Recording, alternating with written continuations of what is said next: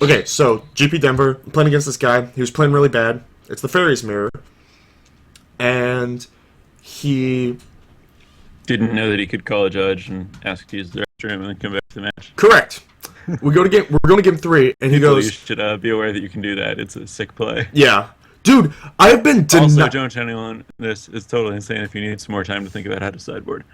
Yep, I've been denied going to the bathroom twice. I've had to appeal that ruling twice. Judge gonna go to the bathroom, no sit down. Yeah, like, it's awkward because, like, it's very abusable, but also they really have to let people go to the bathroom. Right. So, like, These were both at like near the beginning of the round too. It wasn't like right. during sideboarding. But anyway, Yeah, it's so awkward where it's like, I can't go to the bathroom because my round might start at any point. yeah, So I yeah, guess I'll just delay the tournament by waiting for my round to start and then Yeah. ask to go to the bathroom. I do that all the I've time. taken to, like, just going to the head judge and being like, hey, can I be late to my round? All right, thanks. Yeah. So I'm playing against this guy, and he says like go while sideboarding for game 3. He's like, let's have a quick game 3 because I really have to go to the bathroom. I'm like, all right. So then I mulligan, and then mulligan again, and as I'm going to 5, he's like, oh man, that's rough. Like I'm really sorry. It's such a rough way to lose. And then I go to 4, and he's just like, oh, that sucks. You know, I feel really bad for you. And I take my full 30 seconds on pretty much every decision and beat him with a 4-card hand in the Fairies Mirror without Bitter Blossom. Because he just played unreal aggressive because he had to go to the bathroom so badly and let me like 3-for-1 him twice with Pepper Smokes. Yeah, it was awesome. Alright, back to this. Alright. Dangerous Wager. Discard your hand, draw 2. Dude, what is with all these, like, Faithless Looting, Desperate Ravings, the Planeswalker, and this thing? They're making a point that they're moving looting to red. They really... I mean, I get it. I get it. Does that mean blue gets pingers back? Or pingers not existent anymore? No, but they have said that they're moving red looting to discard then draw, and they're moving it away from the random discard that it has been. That's good, I guess. Looting is still blue. Like, draw then discard is blue, discard then draw is red. Sure. Well, this card's just kind of, like, generally sweet, I guess. Yeah, I mean, like, you basically never want to cast it when you have a card in your hand, but if you're desperate, you can cast it and, like, discard a land or something. Yeah. So, like, it's good if you're curved. Like, the limited decks where you would want to play this first wouldn't. I guess it's, like, good if your curve stops at, like, 4 and, like, doesn't have, like, reactive cards that aren't just removal. Yeah. And it's, like, weird because it's a common that you would only want to ever play one of. Alright, I turned up my mic a bit. Could they not hear you? Yeah, someone asked me to turn it up, so whatever. No real cost to They me. just want you to drown me out. Oh, yeah, that's reasonable. But yeah, like, I would feel weird playing 2 of these. Like, I'm sure it's fine sometimes, but, like, it's awkward. Sure. Right. Well, you can always cast one, cast the other in response, and hope you draw instance. Just a second. That's one way to play it.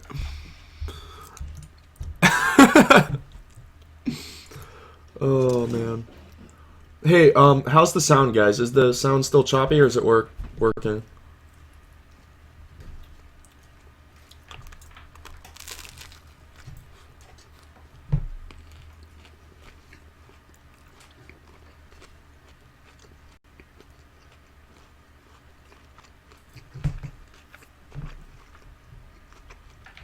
Alright, sweet. Let me know if it gets choppy again, because I did restart the local recording, so...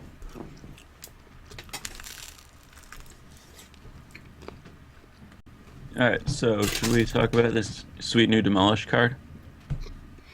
Never heard of it. Meh. It is what it is. We know what Demolish does. Okay. Wait, are there sweet artifacts? Is it main deckable? Probably not. Okay. Dual casting! Whoa. Oh, I saw a white one of these. I like these effects. Like auras that are super powerful so that it's actually worth it to get 2 for 1, but not like insta wins like I don't know, armadillo cloak or something. Sure. Yeah, I assume your deck has to be pretty far in to want to play this in limited, right? Like, Yeah, it's like very risky and like, there's no way you have more than like 7 things that interact with it. yeah. And I mean, you can't possibly play it in constructed, right? I don't see how. So basically, we're saying this is a sweet card, but not necessarily an especially playable card. Yeah. Okay. But I imagine it's like pretty bonkers in limited decks where it can like where you can really take advantage of it. Like you don't need to copy too many spells for it to like sometimes be really insane, right? Yeah.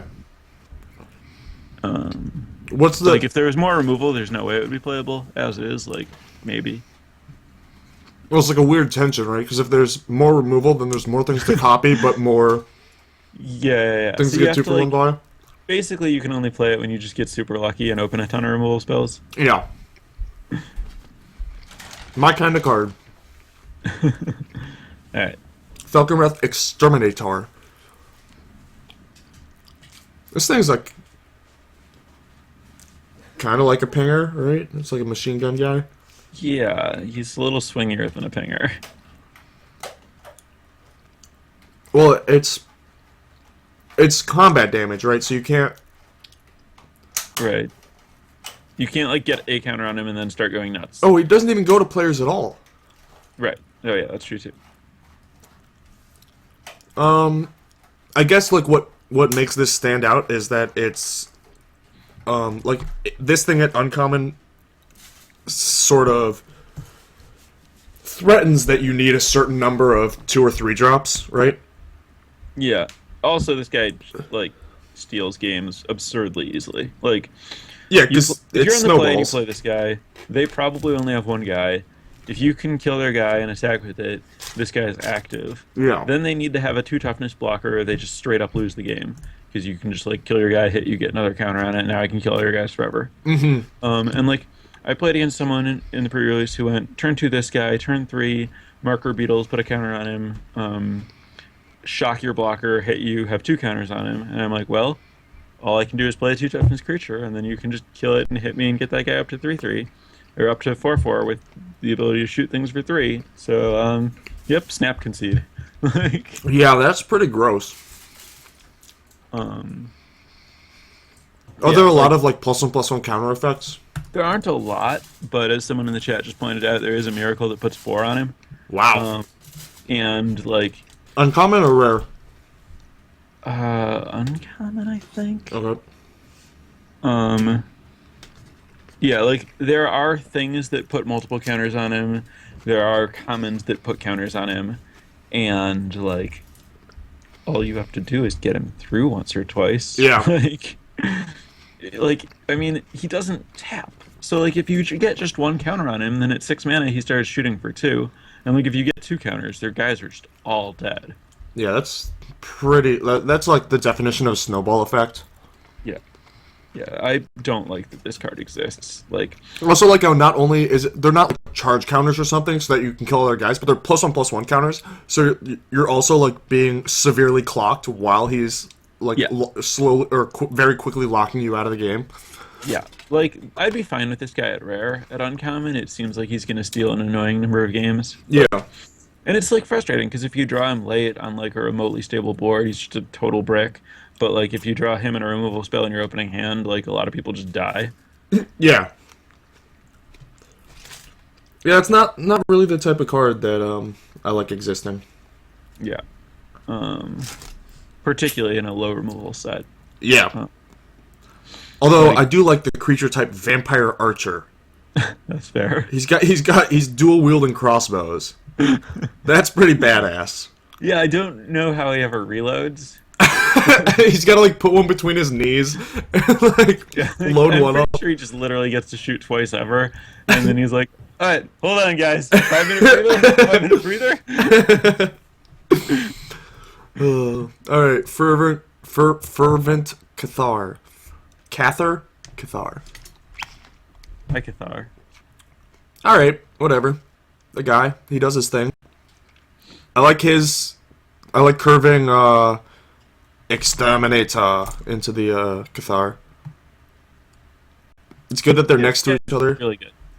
I mean, he's like, I think he's like, I mean, so the card to compare him to is Crossfire Vampire, Yeah, and he only costs single red, which makes him like infinitely better. way less obnoxious in Yeah. aggro.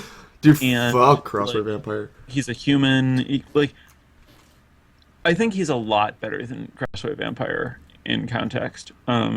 Humans are the new vampires in terms of like how much they want this effect. Okay. And like, there's like a common human lord that makes talking about red much easier. There's a 3-mana 2/2 common. When it attacks, all your humans get +1/0 until end of turn, including it. It's a gray ogre. Yeah, it's a gray ogre, but it pumps itself and all your other humans when it attacks, just on power. All right. So a red Humans all Hamlet have, captain. like, one toughness and a bunch of power, and so like getting rid of their blocker is really big game. Interesting. So like this guy's just very, and you also have like ridiculously explosive turns in red, which we'll get to with some other cards. So this effect is just like this card is much better than it looks in this set, and it looks fine. Awesome. Gang of Devils. It's like Pittsburgh Devils, but With more arc lightnings. yeah, a little more savvy. Yeah. With better aim. Yeah. So better or worse than Pitchburn Devils in your opinion? I mean, if we're talking like if this card were in that other set, Okay. I would think it would be worse Interesting. because I hate 6-drops that much because that format is so fast, like Sure. or not fast necessarily, but tempo oriented. Right.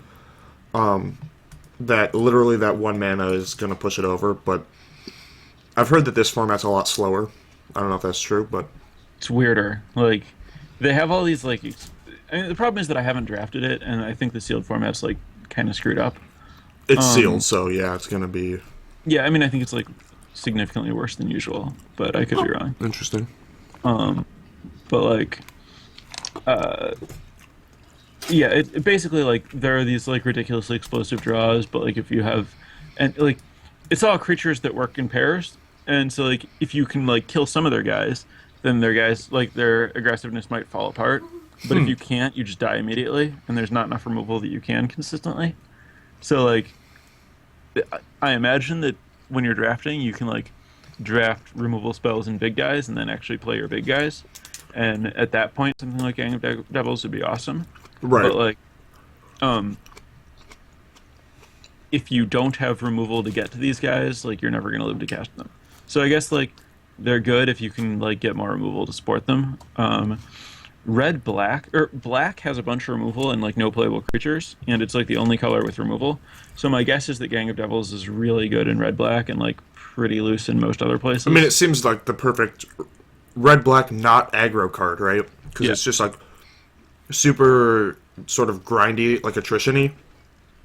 Because like you get to trade up and kill their utility guy. Yeah. All right, fair enough.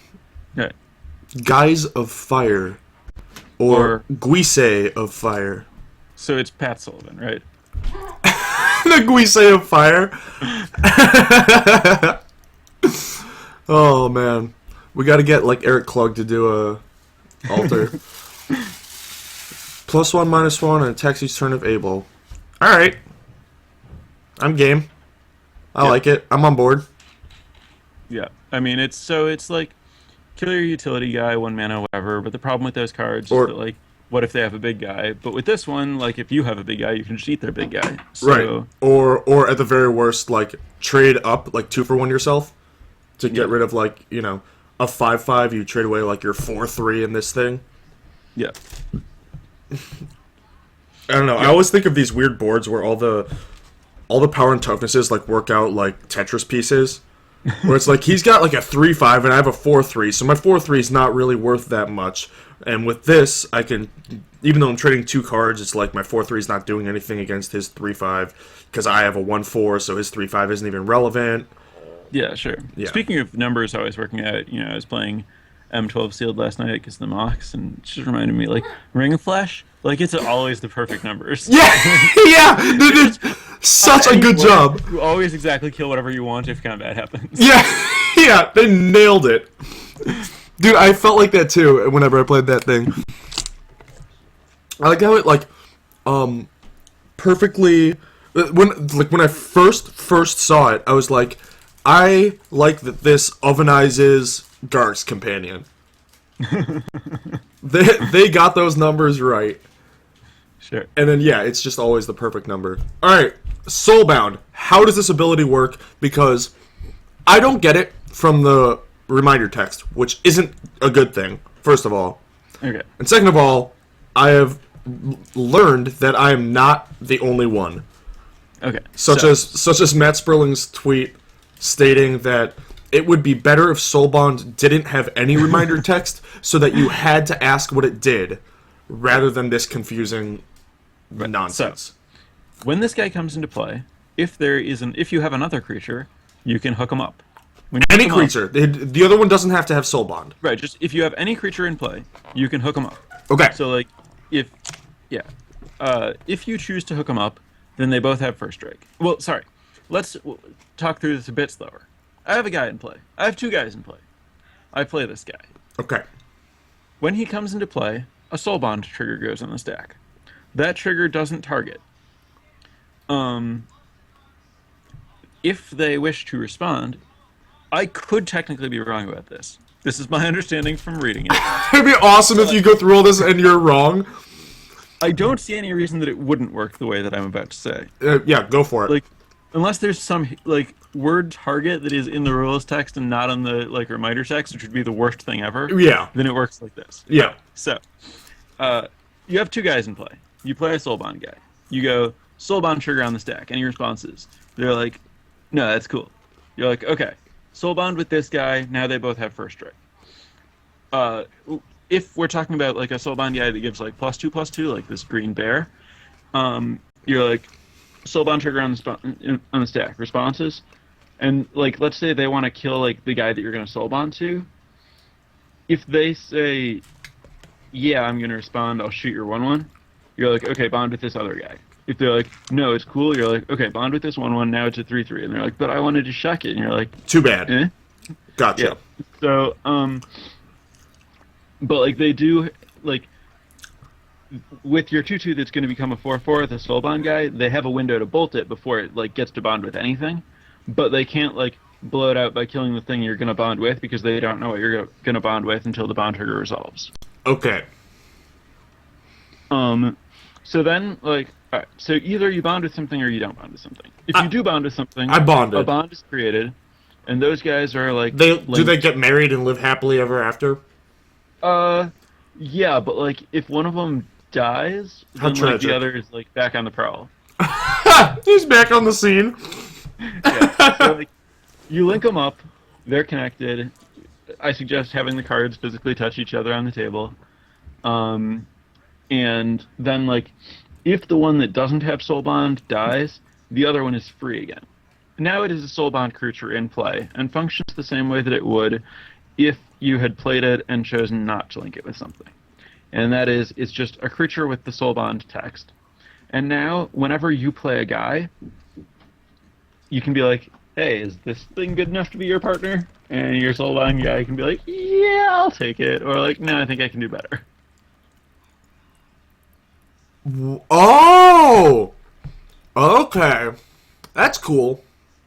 Yeah. So, like, with, like, there's, like, a 2-mana 2/1 that, like, has Soulbond haste. So, like, if you have a guy in play when you play that guy, you can be like, alright, link him up. Now my 2/1 has haste. I can battle. But now, when you play a guy on turn 3, your guy's already linked, so you can't hook him up to that guy. You can't break up a marriage. Right. But, like, if you're like, play this guy, I don't want to bond, I'll choose not to have haste, so that next turn I play a 3 mana guy, and I can bond with that and give it haste. Um, but like, if you have like a Stormkirk noble, and you're like, play this guy, bond, bash with both, and then they're like, kill your noble, then next turn you're like, okay, play a 3-drop haste, bash with both. Oh. Um, And so that is the extent of it, right? Like they don't attack together or something like that. no. There's nothing other than them shipping each other abilities. Okay, because people keep saying stuff about banding, and this is nothing like banding. Yeah, it has actual nothing to do with banding mechanically. Okay. Because that's what I imagined when I heard Soulbond, like heard the phrase pairing with a creature, and then heard a bunch of comparisons to banding. I was just like, all right, so they need to like attack together, and like how do you distribute damage and stuff. Like, yeah, none of that's happening. all right, good. Actually, bad because banding's awesome.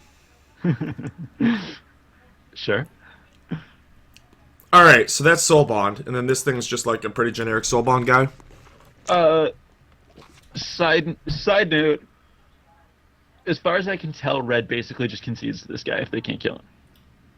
Yeah, I mean, actually, like historically, red creatures are pretty bad, but this one's actually like awesome. Yeah, like getting 2 first strikers is like super hard to attack into. Yeah. Like you have a ton of first striking power. Like whatever you send in is just dead. And like none of the red creatures have more than 2 toughness. So like this guy by himself just bricks all of them. And then you have another guy that also bricks all of them. That gets the clock. Like, yeah. Also, by the way, there's a common guy that ships Death Touch, so I'll let you do the math on that one. That is cute. Haven Ghoul Vampire. Oh, by the way, Huh. when you have 2 guys with Soul Bond in a bond together, it's not like you choose which one bonded to the other one and it ships the ability and the other one doesn't or whatever. Like they're just linked and they both share their both abilities. Okay, cool. Right. Oh, sandwich is so good, man. Haven Ghoul Vampire. Whenever another creature dies. Oh, this is the guy you were telling me about. Yeah. He seems like cooler Lumberknot. I don't know. Yeah. So instead of hexproof, it also slits. I like it. Yeah, it gets real big. I always like decently costly creatures that aren't double. Sure. Speaking of which, Heirs of Stromkirk. Hey, do you say Stromkirk or Stormkirk? Strom. I say Storm. I'm so illiterate. Ooh. Intimidate. That's a pretty good, Yeah, it's pretty serious clock if they don't have red. yeah. See, Sam, this may be a little advanced for you, but these 2 abilities, they work well together. Yes. This card synergizes with itself. Yeah. Which I say just because I know there are some people who tilt off at that phrase. Hound of Gristleband. Hey, wait, Undying's still around? Yeah. Not a ton of it, but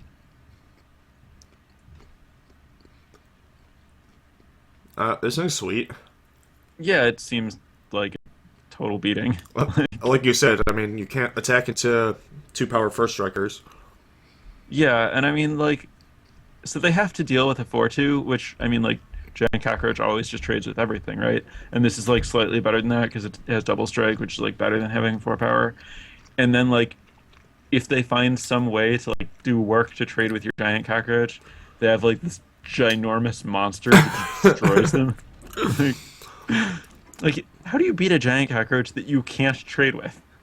Like, you both can't and don't want to. Like, it first strikes the guys you want to trade with it, and like if you find some way to actually successfully trade with it. Yeah, it's like not profitable to trade with it.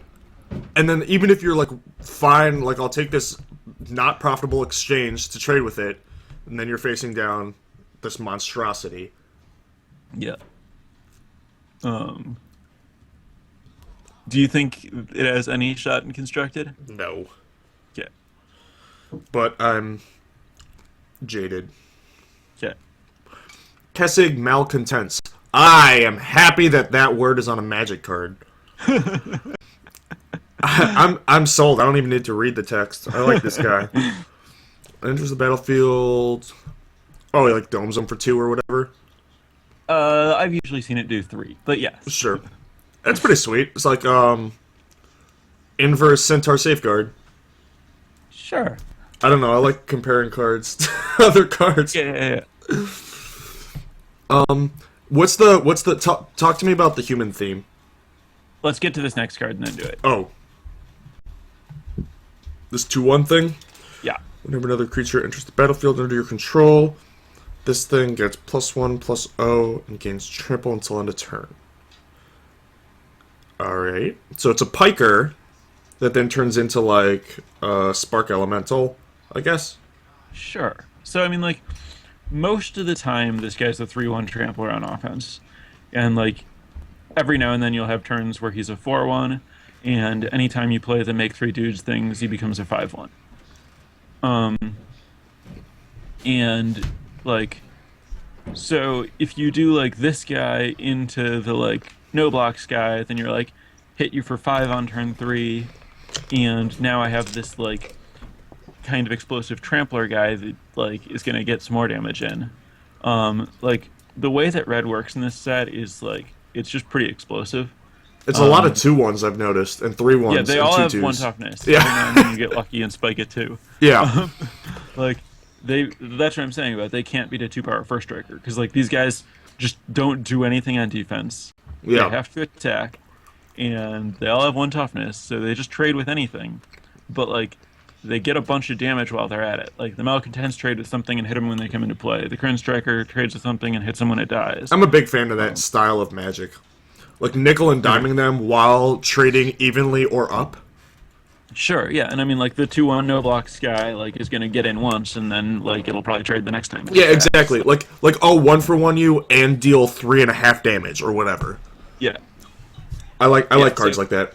Or that's I like decks pretty like much that what rather. it's designed to do in this set. Or sometimes it has just like these really explosive turns where you're like, all right, I'll play like 2 Kryn Strikers, and then I'll play like the Human Lord, and then on my next turn I'll play the make 3/1/1s guy. Now both my Strikers are 5/1s. Attack with everything. Okay, both of the Strikers are 6/1s, and I have these 3 2/1s that are attacking, and the Human Lord himself is a 3/1, and that's the situation where you want banners raised, and you're like, okay, take 1,000,000. Well put. Um, Oh, this is the haste guy. Sorry, I looked at the next one. And it's a human. yeah. Well, there you go. Yeah, pretty sweet for curving into like your Human Lord and then dashing for 6 on turn 3. Yeah. The Human Lord is a common. This Lightning Mauler is uncommon. I mean, I would be pretty shocked if this thing were common. It seems like it has. I mean, it's like a lightning greaves on crack, right? Or not lightning greaves. Except that it can't move around. It's like a sort of Strider harness, I guess. Yeah, well, I mean, it can't move around right away, but like if you're playing this style of deck, they're gonna have to trade with whatever you're sending, right? Yeah, or trade with this guy. Well, I'm not attacking with this thing. This thing's Oh, okay. this thing's staying at home. Sure. Lightning prowess. Hey, a pinger. Yeah. A Hermetic Study. What's the arcane teachings? The one that pumps Yeah. them up? Yeah, so this is like Arcane Teachings, except it gives haste instead of +2/+2. Not quite as good. Yeah. Like, I mean, this I is really this is want my exactly 3 what I mana was saying. Creatures to give haste. But Right. That's alright. Right. I mean, you have a shit ton of goblin pikers, right? Like in red. Yeah, I mean, obviously this card's insane. Like, I also crushes red. this is exactly like the red or the fork one, where it's like Yeah, this super good. powerful effect that like it's worth risking 2-for-1ing yourself. But even if you don't get 2-for-1, the opponent doesn't instantly lose. Yeah, and I mean, like, if they're tapped out, like, you play it and You kill still one of get the value guys, out and of it, use even if they removal have the spell, like, it's removal. just a 2-for-2. Yes. I like these designs. Okay. Ooh, The inverse looter. Yeah. Mad Prophet. Love that name. So much money. It is pretty good. It's also a human. Lots of Yeah. humans. Yeah. Yeah. So, let's just take a step back, talk about some themes and flavor with this set. I love what they did with the humans.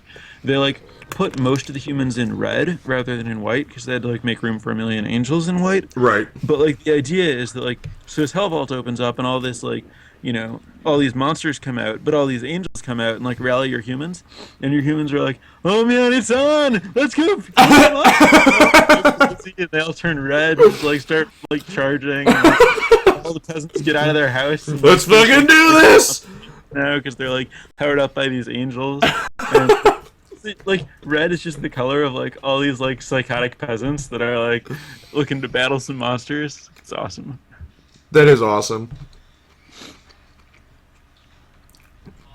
This guy's art is awesome too. Yeah, and the fact that he just like broke out of his straitjacket and he's like, Yeah, he's running around with some sort of like weird map. no, I think that's math. I think that's like a sine wave. Oh, okay. I think he's like, dude, I did the math. The world is ending.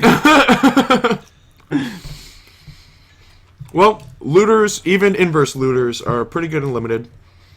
Yeah, plus this guy's just a 2/2 haste smasher. Yeah, and a human to do haste. Yeah. Malicious intent. Dude, there's some good card names Sure. in this set. I don't really know what that like creepy crawly dude is, but It's oh wait, maybe it's Malignus. what's malignant? Oh, this next thing. Next guy. I was gonna say it's what's it? Ah, God, I'm losing all my nerd cred. He looks like a comic book character. Yeah, he does. I don't know which one, but he does look like one. Yeah, I suck. Yeah, this effect is pretty much, it's like a less powerful version of the other two, where it's like an effect that's worth it in certain situations, but not game ending and not too Yeah, broken, it's hard. but not Like red really needs it, but it's a pretty steep price to pay. yeah. One of my guys is not getting to battle, so that I can like. I mean, Well, it's perfect it like for makes the one of my guys a really bad tapper, but like right. I'm down a card to do that. Like I don't see looking to play that one. No, but it's like perfectly in line with these other ones where this. Noid, that sounds like it might be right. All right, now I gotta Google the Noid because that's not who I was thinking of. The Noid, as in the Domino's pizza thing. Yeah. I thought it was gonna be like the Tick or something, like like an obscure comic book character. Like this guy, I didn't Google it and don't really remember, but The Noid looks like a bunny rabbit. It's like, first of all, it's a dude wearing a mask. It's not. Okay. It's not like a monster. is it not even close to this guy? No, not really. Besides that, they're red. Okay. All right, Malignus. Body structure is pretty similar to Malignus, Yeah, but like the pointy elbows. But that might just be a coincidence. pointy elbows. 5 mana. Power toughness are each equal to half the highest life total among your opponents, rounded up.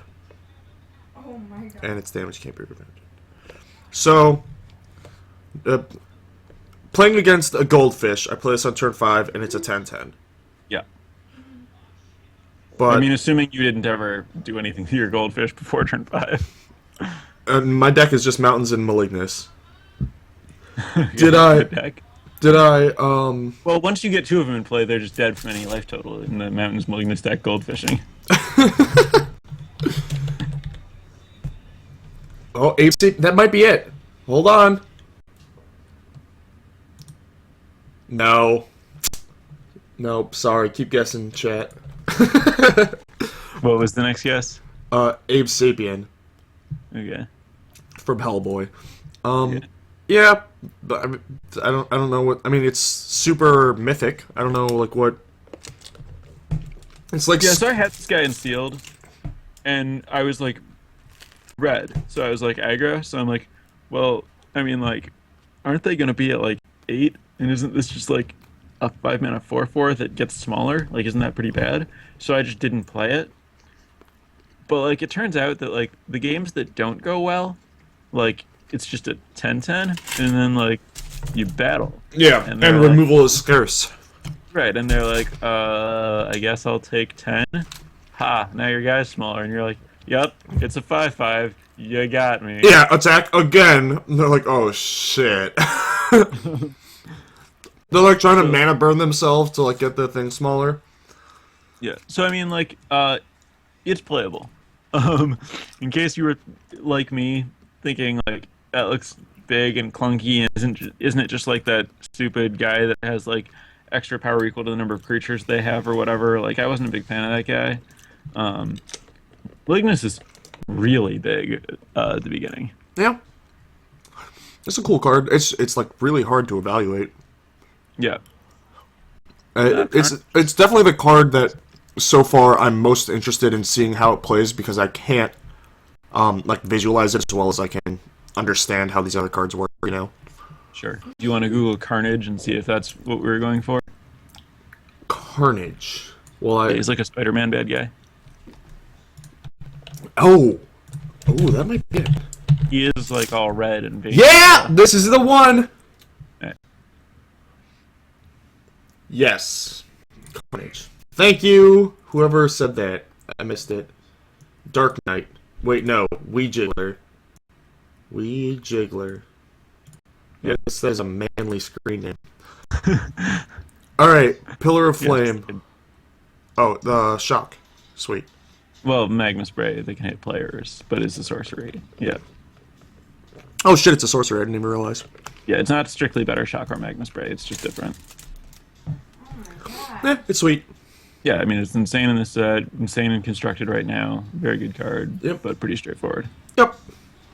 Raging Poltergeist. Alright, so for all of the points of awesome card names they got before, they lost about half those points on this one. Raging Not a fan of Poltergeist? Really? Well, but look at this sweet card design. We've never seen this before, right? What unique numbers. Reforge the Soul. This art is pretty badass. Holy shit, Wheel of Fortune. Yeah. Wheel of... Yes, things... Like, 5 isn't that bad of a mana cost for Wheel of Fortune, right? And, like, miracling it is, like, exactly what you want, because you, like, save mana on Wheel, and then you have mana to cast your stuff. Yeah, this might be legacyable. Like, I feel like it should do something.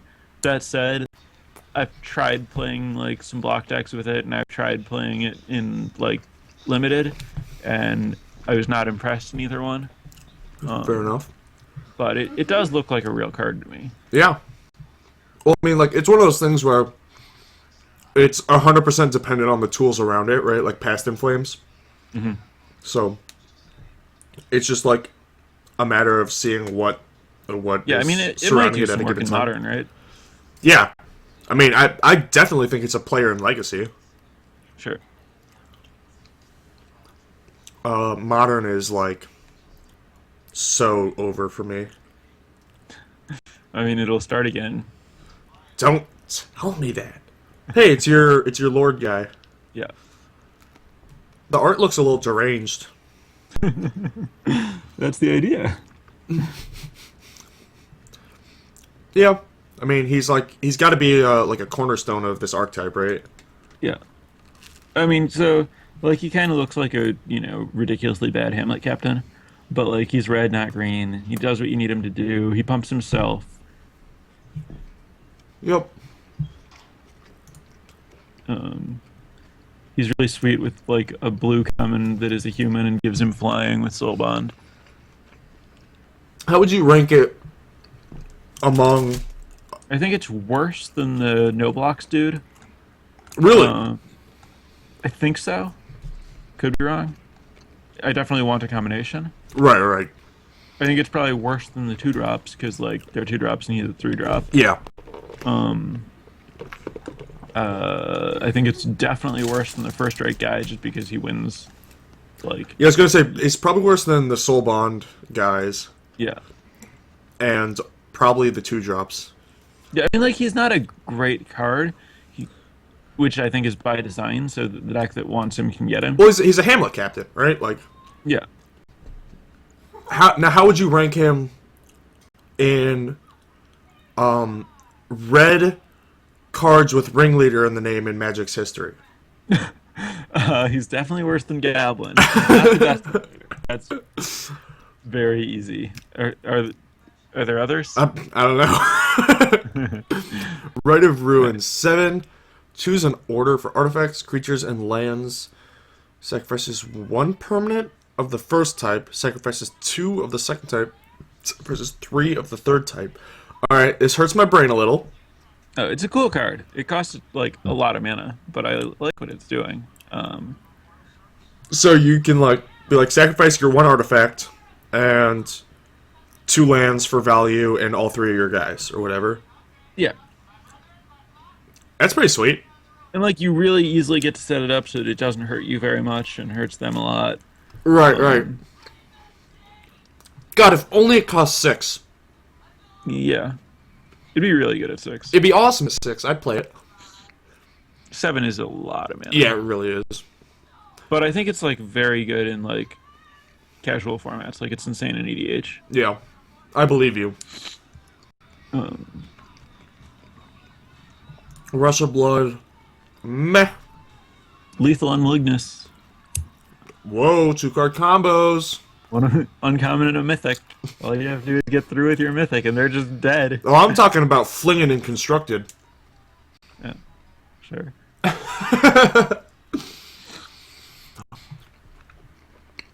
But that's a 3-card combo, where one of them doesn't matter. Scalding Devil. It is what it is. I mean, I think there's like, is it good at what it does, or is Yeah. it bad at what it does? No, I think it's good at what it does, right?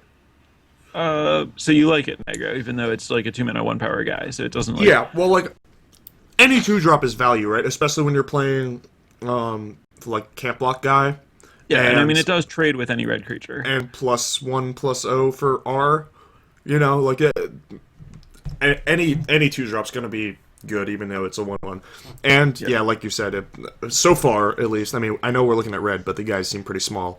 And, like we were saying, the sort of, like, 1-for-1 you and deal you 2 damage type of deck, which I think the deck that we're sort of agreeing is, like, the way that red is going. I mean, this guy really wants to be a human, but yeah, he does. Can't have everything. He seems like the perfect card for that deck, because... Yeah, he gives you some solid reach. Yeah, exactly. And its flavor text is awesome. So, Vigilante. Do you say Vigilante or Vigilante? Is this a real question? I don't know, it just sounded weird when I said it right there. Is this the wolf guy? Wolfman Jack? What was that card called? Capsurinin Wolf? Carplucin Wolf? Oh, the Cold Snap dude. Yeah. He did this, right? Maybe. It's a pretty strong flavor text for a 1/1 for 1. I mean, not really. Dude, I like... Dude thing. Alright, let's talk about this guy's gear, alright? So he's got a sombrero. An eye patch, it looks like. That's not a sombrero, but go on. No, it's a sombrero. It's Sombrerwald. Sombrerold. Alright, moving on. A torch. A fencing sword. Yeah. With the full, like, you know, handguard getup. And then he's got this purple scarf. And, yeah, okay. And a leather corset. Skeptical on that being a corset, but alright. This guy's ready to fight, man.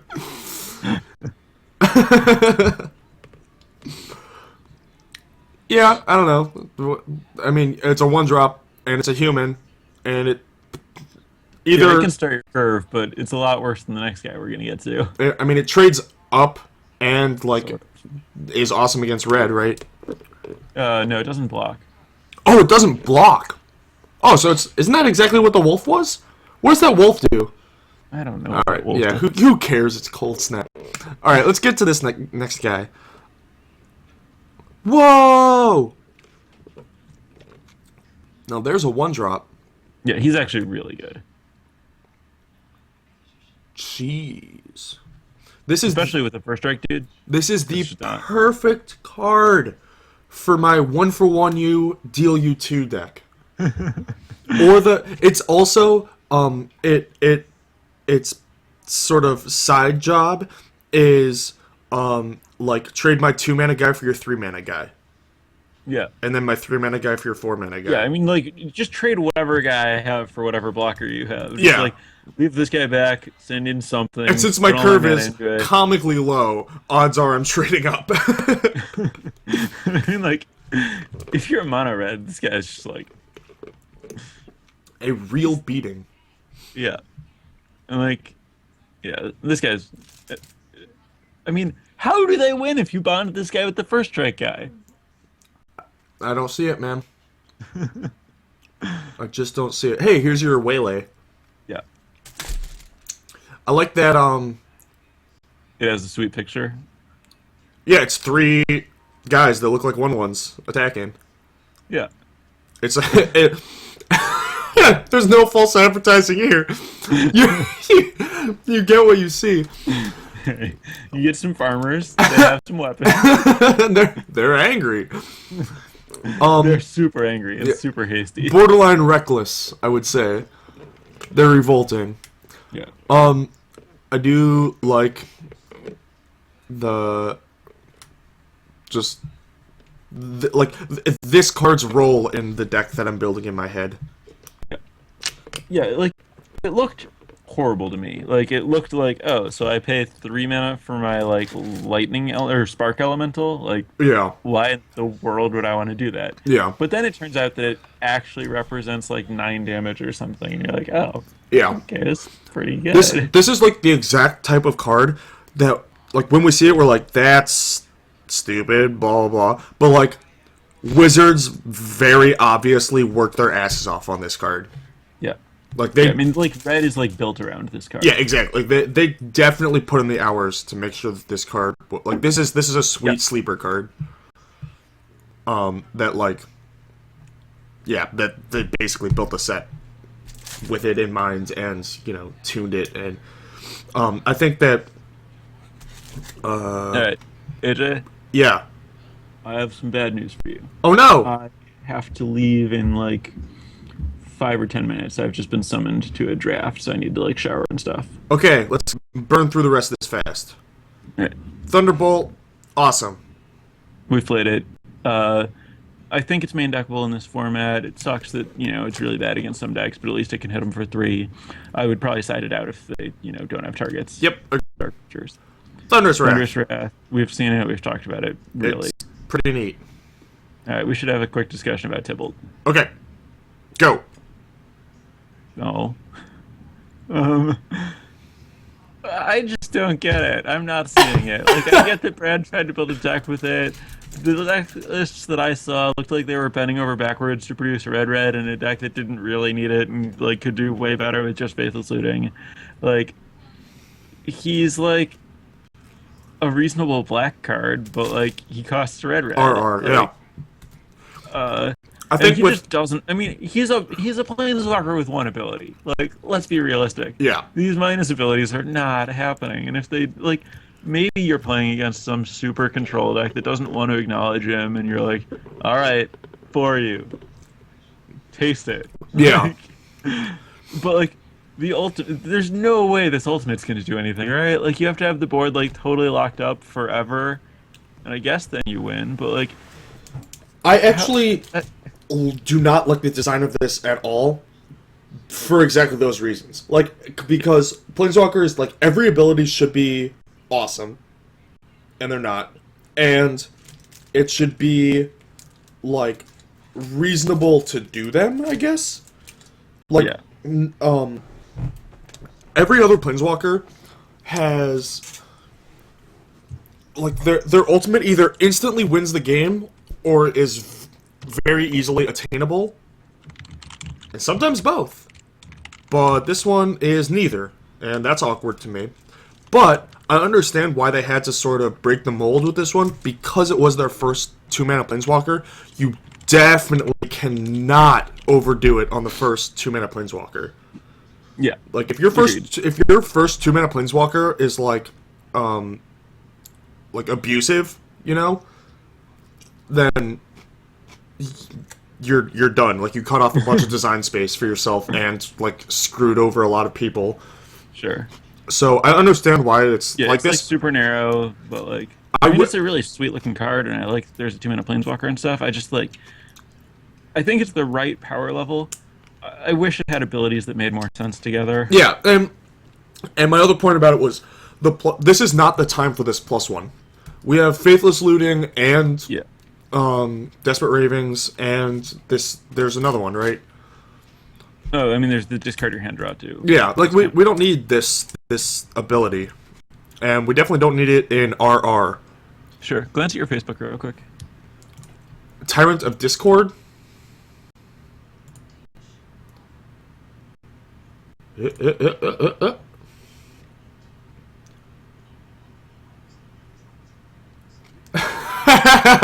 That's funny. Alright, Tyrant of Discord. When it enters the battlefield, target opponent chooses a permanent area she controls at random and sacrifices it. Non-land permanent is sacrificed this way. Repeat. Whoa. So it repeats on non-land. So it either just totally demolishes them or just like kills Or gets a land. This thing's pretty serious about being random. On the other hand, it is a 7/7 that 2-for-1s them at least. That is pretty sweet. And there's like a bunch of blink effects, right? So you could just kind of go Yeah. off. Yeah, like, oh, I missed an only killed a land. All right, let's try it again. Oh, I killed another land. All right, well, at least I killed 2 lands. Uncanny Speed. This So a reckless charge that costs more mana and doesn't flash back. But it's an instant, so you can like use it on so you can defense. If block. that's what you're trying to do with your reckless charges. All those times I wish I could block with my reckless charges. Yeah. Vexing Devil. I hate Punisher cards. I think this card's horrifically overrated. Like, Yes, I agree. Just like I don't know a lot about red, and I am certainly one to like think that red cards are bad. But this looks like a hideous version of Lava Spike to me. Like, I may not have played a lot of red decks, but I've played against red a lot of times, and I'm going to beat you if you're playing this card. Yep. Like, if you play it on turn 1, I take 4, and you didn't get to play a 1-mana guy, so I'm winning the game. If you play it late, then like I get to decide how I want to play against you. Like, I can counter it just like a burn spell. I can like I always let it have- happen and kill it if I'm flooded on removal and just hoping you don't draw burn spells. Like, if I stabilized well, I can just take the damage. Like, Yep. this card is so easy to play around. Like, It plays around itself for you. yeah, Yeah, I mean, it like you against burn decks, you want to have a bunch of removal, like a bunch of cheap removal, because you know you need to answer their Stormkirk Noble or their Goblin Guide or whatever, and so and the reason you lose is because they don't have that many creatures, and you draw removal while they draw burn spells, and then they just burn you out before you can kill them. With this one, that doesn't happen. Exactly. They're like, all right, I got you into range. Burn spell you. Wait, no, it's just a dude. And you're Yep. like, yep, use one of my many extra removal spells on it. Yeah. Moving on. exactly. Yeah, I do not like this card. Yeah. Vigilante Justice. This is that pandemonium I vaguely mentioned. Oh, yeah, it's pretty cool. I think Yeah, it's I mean, turns your, 3 guys into arc lightnings. yeah. Well, it's exactly for a specific deck, right? Like this is like the Burning Vengeance sort of. Sure. Like nobody's gonna play this for value with their like 5 or 6 humans. Yep. And finally, this is like one of the few cards I've seen, and it was actually like Star City bestseller at one point. Interesting. Yeah, which is weird, but Probably when one guy decided to spec big on it, but whatever. yeah, Brian Kibler. Yeah, I think he said that he didn't get in on it on time. Like he wanted to buy it, and then the price went up. Like someone beat him to it. This is such a Brian Kibler card. Yeah, it's sweet.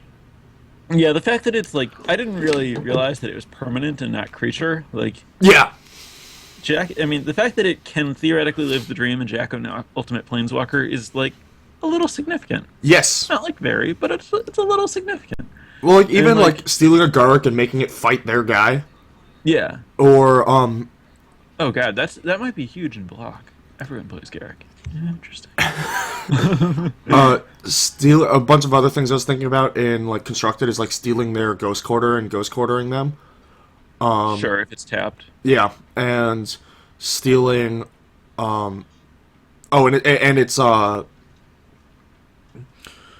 it's any permanent, not opponents. Yeah. So Yeah, you can haste your own shit or yeah, whatever. haste your own guy, untap your own lands. That's not really going to come up. Like that, you can decrease its cost by 1, or you can give another guy haste with your 5-drop. Yes. Yeah, sweet. I mean, there are niche applications, but like that it's a card that has that not just threatened, Yeah, I right? mean, I Like, guess more realistically, it like untaps one of your things. So if you have like some kind of like super pinger or like Arcanus or something, you can like use it again. yeah, or even like you have a mana guy you want to attack with Sure, in like a Kibler-esque deck sure. where like you're not gonna have any good. Yeah, you're like cash this guy with Llanowar Elves, untap Llanowar Elf, get you for an extra point. Yeah. Well, like I mean, when you're doing that with Hellrider in play, or like when the thing is Sure, wearing a Sword of Feast and Famine or whatever, like, Yeah. Yeah. it's just like it has more applications than a threaten, and Yeah, I mean, this guy can also jack swords. yes, he can. And jacking swords is so annoying to deal with because you have to get a guy in play and spend the mana. Oh, yeah, I guess it's like really awkward to jack the sword because you have to have 2 more mana to equip it, so you have to have 7 to usefully jack a sword. Kibler's decks always have like 7 mana, or you're already dead. Right. I just see him curving a Hellrider into this and like laughing. He's just like mana guy, Daybreak Ranger, Hellrider, Zealous Can. I don't know why I played Daybreak Ranger, but it's in there. Conscripts steal your guy, like attack you for 50 million, Yeah. and I'm like Lingering Souls. Yeah, I mean, this like definitely helps out any of the like, mid-range decks against any Titan deck. Like, Yeah. in a really big way. Yeah, and Kibler's deck was missing 5-drops. Like Acidic Slime, it only does so much, right? Like, Yeah, it's also like a really sweet pod target. Exactly. Because like it gets you sick value when you pod into it in the right board state, which is you how can it untap works. your pod and immediately get a Titan. Oh, fact. It lets you skip 5. Yeah, forget situational. Yeah, you either like jack their guy and destroy them, or you just like, all right, Titan you. Yeah. Huh. Yeah, this is like Yeah, the it's perfect insane. stopgap for Kibler's 5 slot. Yeah. I love it, Yeah. and I love you. Thank you, Sam, Good chat. for coming on. I need to take a shower and get drafted. Enjoy your shower and drafting. Yeah, one of those more than the other, but they'll both be fine. All right, thanks for coming on. Yeah, good talking to you. See ya. Oh, I kind of cut him off there. I love Sam Black. He is awesome. Now I'm going to cut this recording and post it to YouTube.